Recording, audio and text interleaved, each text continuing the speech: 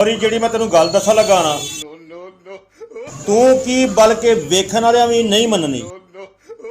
ਅੱਲਾ ਦੇ ਹੁਕਮ ਦੇ ਨਾਲ ਐਡੀ ਕੁ ਚੰਗੀ ਔਰ ਪਿਆਰੀ ਬੁੱਢੀ ਲੱਭੀ ਏ ਕਿ ਮੈਂ ਕਹਿੰਦਾ ਛੱਡ ਗੱਲਾਂ ਦੇ।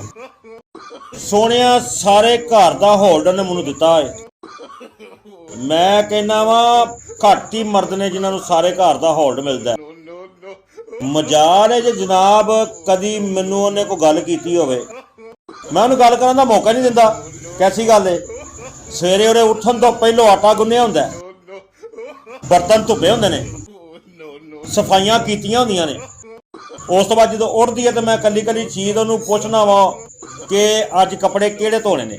ਅੱਗੋਂ ਮੈਨੂੰ ਬੜੇ ਪਿਆਰ ਦੇ ਨਾਲ ਕਹਿੰਦੀ ਏ, ਜਾਨ ਜੀ ਇਹ ਤੁਹਾਡਾ ਮਸਲਾ ਹੈ, ਤੁਸੀਂ ਜਾਣੋ, ਤੁਹਾਡਾ ਕੰਮ ਜਾਣੇ, ਭਾਵੇਂ ਇਹ ਵਾਲੇ ਧੋ ਲਓ ਤੇ ਭਾਵੇਂ ਇਹ ਵਾਲੇ ਧੋ ਲਓ। ਮੈਂ ਕਹਿੰਦਾ ਇੰਜ ਦੀ ਬੀਵੀ ਹੋਣੀ ਚਾਹੀਦੀ ਏ, ਸਾਰਿਆਂ ਨੂੰ ਲੱਭਣੀ ਚਾਹੀਦੀ। ਹਾਂਜੀ, ਸਾਰਿਆਂ ਦੀਆਂ ਬੀਵੀਆਂ ਇੰਜ ਦੀਆਂ ਹੀ ਹੋਣੀਆਂ ਚਾਹੀਦੀਆਂ। ਯਾਨੀ ਕਿ ਰਣ ਮਰੀਦ ਹੋਣਾ ਚਾਹੁੰਦੇ ਨੇ ਸਾਰੇ। ਬੇਵਕੂਫ ਹੈ ਤੂੰ। ਸਾਰੇ ਘਰ ਦਾ ਹੋਲਡਰ ਨੇ ਮੈਨੂੰ ਦਿੱਤਾ ਏ। ਪੂਰੀ ਬਰਾਦਰੀ ਦੇ ਵਿੱਚ ਇੱਜ਼ਤ ਹੈ ਮੇਰੀ ਰਣ ਮਰੀਦ ਦੀ।